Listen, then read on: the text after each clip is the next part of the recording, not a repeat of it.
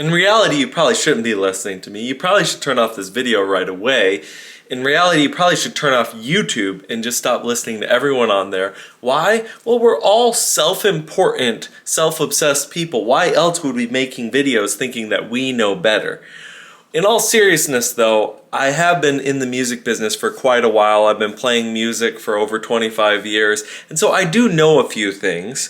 And I'd like to cover something that I think that you're definitely getting wrong, and that is going to jam sessions.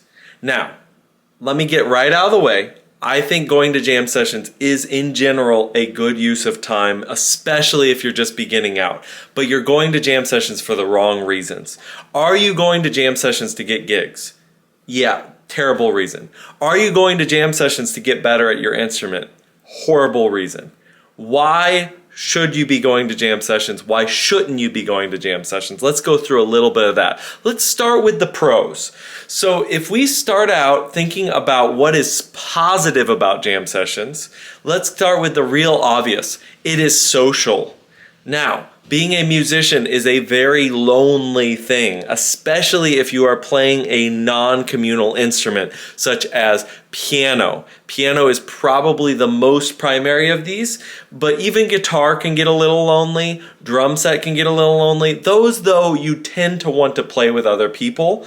Wind instruments, you tend to want to play with other people, but piano specifically, you're just playing all the time on your own, doing a lot of solo gigs. It is very helpful for you to get out and actually interact and engage socially. It's going to help you in many, many ways. What other things are jam sessions positive for? They help to instill certain habits and certain professional elements of your career. You learn, for example, to play a little quieter, depending on the jam session, hopefully, because you want to be respectful of those around you. You learn to take your turn. You learn to listen. Again, these are all hopefully what happen. In reality and in practice, which is what we're going to get to in a second, that doesn't actually happen. But let's just say it is. So you're working on your social life, and you're learning to be respectful. What other things can you get from jam sessions? You can meet some really pretty, incredible players.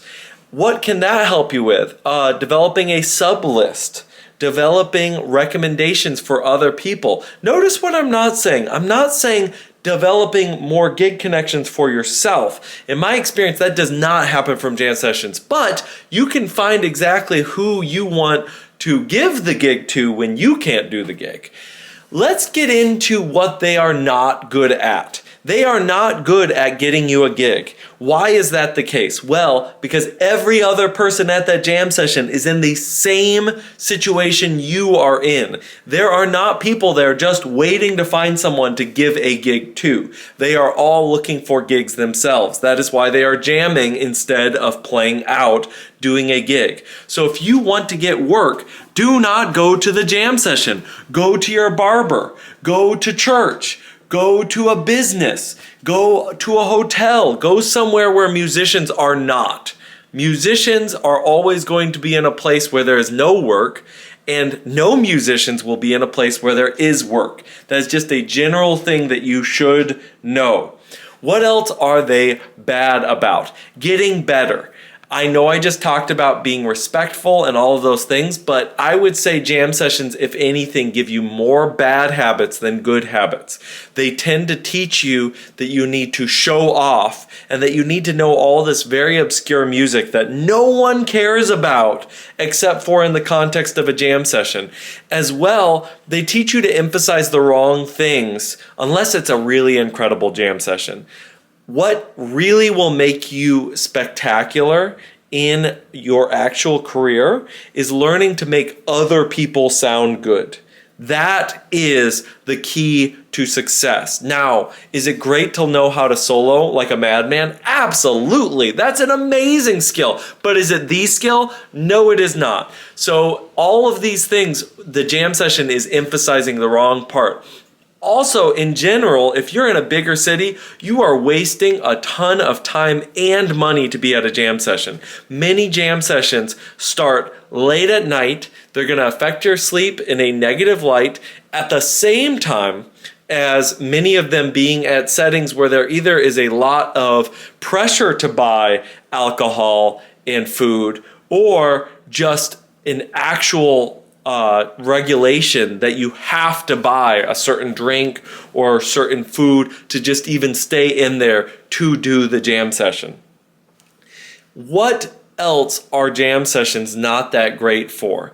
They're not actually that great at developing really long-lasting friendships. You can meet people at jam sessions, but you're not going to develop necessarily a deep bond at a jam session because it's extremely loud. You're going to have to go somewhere else.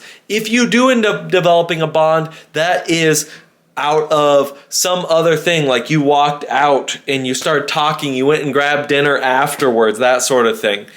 Now, with all of this being said, am I saying that you should not go to jam sessions? No. What I'm saying is you need to understand the purpose of why they exist and what they can be good for, but also know what they are bad at. What would I suggest instead? I would suggest going to jam sessions much less and increasing your amount of one-on-one engagements with people you think are really spectacular at what they do, at the same time as increasing your friendship and social circle outside of music. Because the outside of music things will get you the biggest career opportunities. I'm dead serious. This has been Robert Monroe. I hope you enjoyed this. I'm going to try to take some more hot topics.